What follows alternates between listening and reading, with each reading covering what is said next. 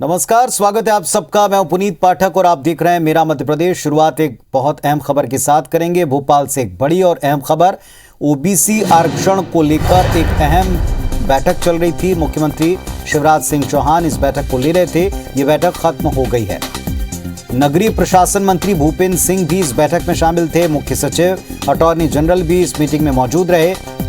OBC आरक्षण को लेकर जो पेंच फंसा हुआ है, उसके चलते ओबीसी सीट्स के ऊपर पंचायत चुनाव की प्रक्रिया पर फिलहाल रोक है और इसके तुरंत बाद आज एक इमरजेंसी मीटिंग रखी गई और इस मीटिंग के बाद क्या निकला, सरकार का अगला कदम क्या होगा, इस पर पूरे प्रदेश की नजर है। ये बैठक खत्म हो चुकी है। इस बैठक में मुख्यमंत्री शिवराज सिंह चौहान, नगरीय प्रशासन मंत्री भूपेंद्र सिंह, मुख्य सचिव, अटॉर्नी जनरल इस मीटिंग में शामिल हुए हैं। सुधीर दंडोतिया सहयोगी हमारे साथ जुड़ गए भोपाल से। सुधीर, बताएं, अपडेट दीजिएगा। बिल्कुल जिस तरीके से पंचायत चुनाव में ओबीसी आरक्षण को लेकर विवाद छिड़ा हुआ है और खासकर अगर बात करें तो सुप्रीम कोर्ट के आदेश के बाद में राज्य निर्वाचन आयोग ने प्रदेश सरकार को जो निर्देश दिए हैं, उसके बाद में कहीं ना कहीं पंचायत चुनाव को लेकर सियासत गरमाने लगी है। बीजेपी यहाँ पर इस पूरे मुद्दे पर कांग्रेस को गिरने की तैयारी कर रही है। कांग्रेस के ऊपर आरोप लगा रही है कि कांग्रेस ने इस पूरे पंचायत आरक्षण पर रोक लगाई है। वहीं जो कोर्ट का आदेश है उसके बीच में सरकार बीच का रास्ता खोजने की कोशिश कर रही है। मध्य प्रदेश राज्य निर्वाचन आयोग ने बिल्कुल साफ किया है कि मध्य प्रदेश के अंदर तय समय पर चुनाव होंगे और उसके लिए प्रक्रिया जो चलाई जा रही है वो भी निर्धारित कार्यक्रम बिल्कुल तय शेड्यूल पर चल रहे हैं। और आज नामांकन दाखिल करने का आखिरी दिन था और बड़ी संख्या में नामांकन दाखिल हुए हैं। पर लेकिन आरक्षण के चलते चुनाव होंगे या नहीं होंगे, ये एक बड़ा सवाल अभी भी बना हुआ है। लिहाजा सरकार आरक्षण कराए या ना कराए, इसको लेकर विधि विशेषज्ञों की राय आज मुख्यमंत्री शिवराज सिंह चौहान ने ली है। और मध्य प्रदेश के जो महाधिवक्ता हैं उनके साथ में विधि विभाग के जो प्रमुख सचिव थे, साथ ही साथ प्रदेश सरकार के जो मंत्री हैं भूपेंद्र सिंह, उनके साथ मुख्यमंत्री शिवराज सिंह चौहान की एक लंबी बैठक हुई है।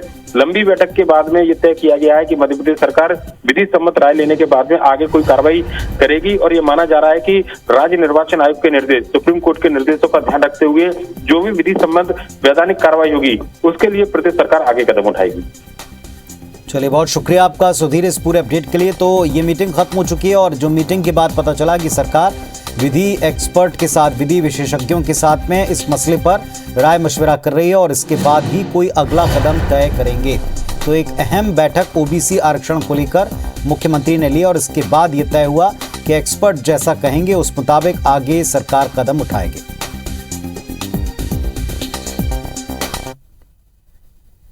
मध्य प्रदेश में पंचायत चुनाव ओबीसी आरक्षण पर रोक के सुप्रीम फैसले के बाद अब इस पर राजनीति भी गरमाई है।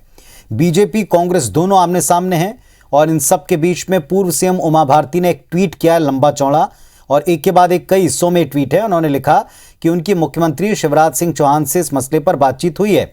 आग्रह किया कि ओबीसी आरक्षण के बिना पंचायत चुनाव प्रदेश की तकरीबन 70% आबादी के साथ अन्याय होगा। लिहाजा पिछड़े वर्ग की भागीदारी सुनिश्चित किए बिना पंचायत चुनाव न हो, इसका रास्ता सरकार को निकालना ही चाहिए। उमा भारती के ट्वीट के बाद मुख्यमंत्री शिवराज सिंह चौहान ने ओबीसी आरक्षण को लेकर कानूनी जानकारों के साथ मशवरा लेने की बातचीत की और एक बैठक इसी संदर्भ में अब से कुछ ही देर पहले खत्म हुई। इधर कांग्रेस ने इस मामले में विधानसभा में स्थगन प्रस्ताव दिया है। नेता प्रतिपक्ष कमलनाथ ने कहा कि अगर पंचायतों में ओबीसी आरक्षण के साथ चुनाव सरकार कराना चाहती है तो कोर्ट के फैसले को स्पेशल लीव पिटीशन के जरिए सर्वोच्च अदालत में चुनौती देनी चाहिए। अदालत में कांग्रेस के प्रवक्ता गए, कांग्रेस गई, कांग्रेस के सांसद गए। क्यों गए? जनता की अदालत में जाना चाहिए था। लोकतंत्र में जनता की अदालत सबसे बड़ी होती है, वहां जाते और जीत के आते। अब गए, अब सफाइयां दे रही है कांग्रेस। अब कुछ नहीं होगा। ओबीसी के बारे में सोचा है, सरकार का दायित्व था इसमें करने का, हमारा तो सीमित था रोटेशन का। हम ये मामला जोर से उठाएंगे कि अगर इस प्रकार का अन्याय होता है, इस प्रकार का हमने स्थगन प्रस्ताव हम मूव कर रहे हैं, हम चाहेंगे कि इसको स्वीकार करें, इसमें बहस करें, बताएं, सच्चाई की पोल खोलें। जो ओबीसी के साथ इन्होंने धोखा करा है, पूरे प्रदेश की जनता के साथ जो धोखा करा है, उसके खिलाफ सारे हम लामबंद हैं और स्पष्ट रूप से इनसे जवाब देंगे। और मध्य प्रदेश में विधानसभा का शीतकालीन सत्र भी शुरू हो चुका है। पहला दिन और पहले दिन शहीदों को नमन किया गया। शहीद CDS Bipin Rawat, group captain Varun Kumar और अन्य दिवंगतों को श्रद्धांजलि दी। सदन की कार्यवाही कल यानी 21 दिसंबर तक के लिए स्थगित कर दी गई। इसके पहले नवनिर्वाचित 3 विधायक पृथ्वीपुर से शिशुपाल यादव, जोबट से सुलोचना रावत और रैगांव से कल्पना वर्मा को विधानसभा अध्यक्ष डॉक्टर गिरीश गौतम ने विधानसभा की सदस्यता की शपथ दिलाई। मीडिया से चर्चा में कांग्रेस नेताओं ने आरोप लगाया कि ओबीसी आरक्षण के मुद्दे पर बीजेपी की कथनी करनी सामने आ गई। जवाब में सत्ता पक्ष की तरफ से कहा गया कि आज आरक्षण को लेकर जो स्थिति बनी है वो कांग्रेस की वजह से।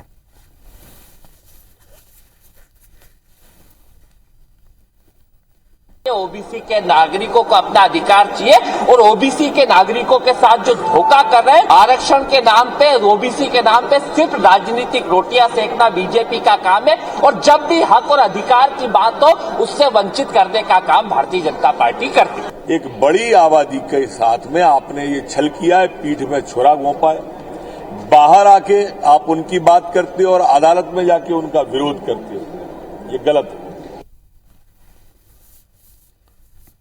मध्य प्रदेश में जूनियर डॉक्टर्स के अनिश्चितकालीन हड़ताल पर चले जाने से मरीज काफी दिक्कतें झेल रहे हैं। 3 जिलों की तस्वीरें आपके सामने हैं। ग्वालियर के जयरोग्य चिकित्सालय के मरीज परेशान होते नजर आए हैं। गजरा राजा मेडिकल कॉलेज के जूनियर डॉक्टर अनिश्चितकालीन हड़ताल पर चले गए। मरीजों को इलाज कराने में काफी दिक्कतें हैं। इंदौर के एमजीएम कॉलेज में भी जूनियर डॉक्टर्स हड़ताल पर हैं। एक बार फिर से इस सब वजहों से सेवाओं का बहिष्कार उन्होंने किया और इस बार इमरजेंसी सेवाएं भी बाधित हैं। एमवाई अस्पताल में मरीज परेशान होते देखे गए। जबलपुर के नेताजी सुभाष चंद्र बोस मेडिकल कॉलेज अस्पताल में जूडा ने ओपीडी और इमरजेंसी सेवाओं को बंद कर दिया। इससे मरीज भटकते नजर आए। आज हम लोगों ने जो स्ट्राइक करी है उसमें हमने रूटीन और इमरजेंसी दोनों सेवाएं रेजिडेंट्स ने बंद कर दी है। क्या हमारी जो मांगे हैं हमने इसके लिए लेटर पहले से दे दिया था डीन सर को। जितनी जल्दी हमारी सरकार मांगे समझेगी, सुनेगी और उनको पूरा करेगी उतनी जल्दी हम हमारी जो स्ट्राइक है वापस ले लेंगे। तो हमारी 3 ही मांगे हैं। पहली ये कि फोर्डा की मांग के साथ साथ हम आवाज उठा रहे हैं कि आप काउंसलिंग शेड्यूल जल्दी निकालिए, सोल्यूशन निकालिए, ठीक है। दूसरी चीज ये कि स्टेट काउंसलिंग को जल्दी करवाइए और तीसरी चीज जब तक ये सब हो रहा है तब तक हमें एटलीस्ट वर्किंग हैंड्स के तौर पर नॉन एकेडमिक जेआर्स दीजिए और ये सारी चीजें हमें लिखित में चाहिए विद अ डेडलाइन। हमारी भी हड़ताल आज से चालू है और ओपीडी और इमरजेंसी सेवाएं आज से बंद कर दी गई है और जब तक नीट पीजी काउंसलिंग की डेट वो घोषित नहीं करते हमारी ओपीडी और इमरजेंसी सेवाएं बंद रहेगी। मध्य प्रदेश में जजेस को लेकर आचरण संहिता की मांग एक बार फिर उठी और तेजी से उठी और इस कड़ी में स्टेट बार एसोसिएशन के आह्वान पर आज हाईकोर्ट की ग्वालियर बेंच और जिला कोर्ट में वकीलों ने रेड रिबन बांधकर काम किया। वकीलों का साफ कहना है कि देश भर में जजेस की ओर से वकीलों के खिलाफ टिप्पणियां लगातार बढ़ती जा रही हैं। चाहे इंदौर केस हो या प्रदेश में किसी दूसरे जिले का, लगातार जजेस की ओर से केस की सुनवाई के दौरान वकीलों के साथ अभद्र टिप्पणी की जा रही, जिसका विरोध वो कर रहे हैं। वकीलों का कहना है कि वे राष्ट्रपति, कानून मंत्री और सीजेआई को भी लिख चुके हैं।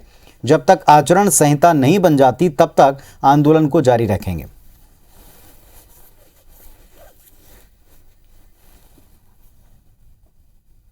कि स्टेट बार के द्वारा पूरे स्टेट में कहा गया है तो हमारे द्वारा उनका सम्मान करते हुए और प्रतिरोध दिवस एक लाल फीती जिससे अपना रोष व्यक्त हो इस पूरे जो भी जजेज हैं जो इस तरीके से दुर्व्यवहार कर रहे हैं वकीलों के साथ। ये आज के लिए हमारा है, मगर यह कि हम उनका साथ तब तक देंगे जब तक इंदौर वालों के साथ न्याय नहीं होता है। और जैसा अध्यक्ष जी ने बताया कि न्यायाधीशों के दुर्व्यवहार में अंतर नहीं आता और हमने सबसे पहले जो मांग उठाई है वो ये उठाई है कि न्यायाधीशों के आचरण के संबंध में आचरण संहिता लागू हो।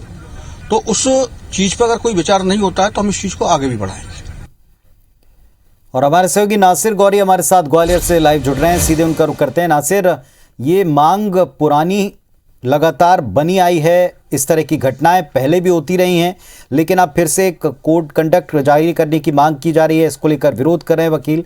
क्या इस पूरे मसले पर दिन भर वकीलों की तरफ से कहा गया?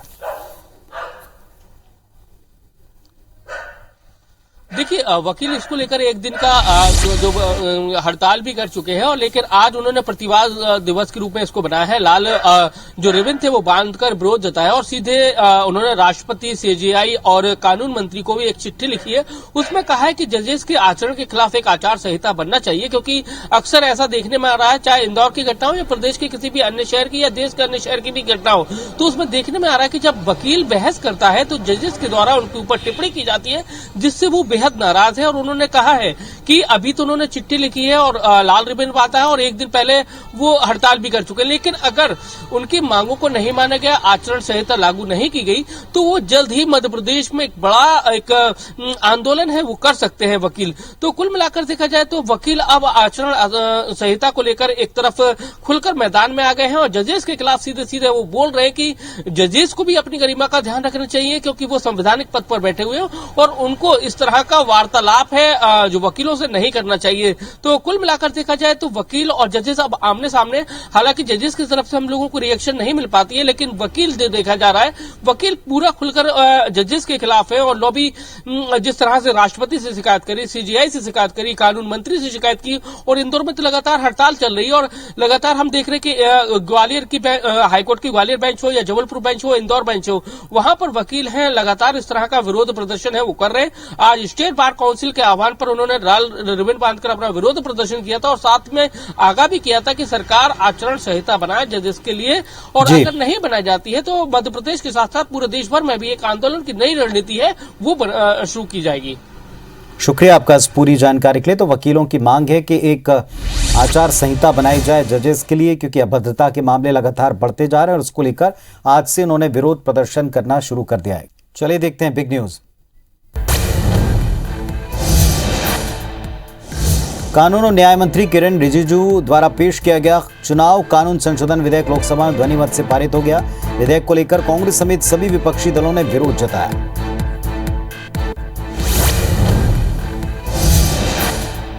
पाकिस्तान की तरफ से सीजफायर उल्लंघन के मामले पर केंद्र सरकार की तरफ से राज्यसभा में लिखित जवाब दिया गया। राज्यसभा में रक्षा राज्य मंत्री अजय भट्ट ने कहा कि फॉरवर्ड पोस्ट पर तैनात सैनिकों को पाकिस्तान के सीजफायर वायलेशन के जवाब में कार्रवाई करने की पूरी आजादी है। राज्यसभा में समाजवादी पार्टी सांसद जया बच्चन सत्तारूढ़ बीजेपी पर जमकर बरसीं। उन्होंने कहा, आप लोगों के बुरे दिन बहुत जल्दी आने वाले हैं। मुझ पर निजी हमला किया, मैं आपको श्राप देती हूं कि आप लोगों के बुरे दिन आएंगे।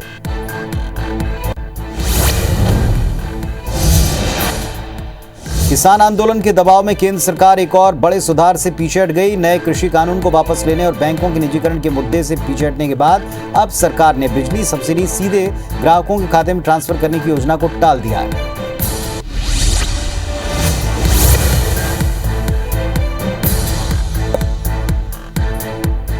शीतलहर का असर मध्य प्रदेश में दिखा है। होशंगाबाद में सर्दी का प्रकोप जारी है। हिल स्टेशन पचमढ़ी का तापमान -0.5 डिग्री तक जा पहुंचा। मैदानी क्षेत्र और गाड़ियों पर बर्फ जमी दिखी। पिछले 3 दिनों में सबसे कम तापमान दर्ज हुआ है। मौसम विभाग के मुताबिक अगले 2 दिन जिले में पाला और शीतलहर का प्रकोप रहेगा। किसान अपनी फसलों को लेकर अलर्ट हैं। कृषि एक्सपर्ट भी उनको सावधानी बरतने की नसीहत दे रहे हैं।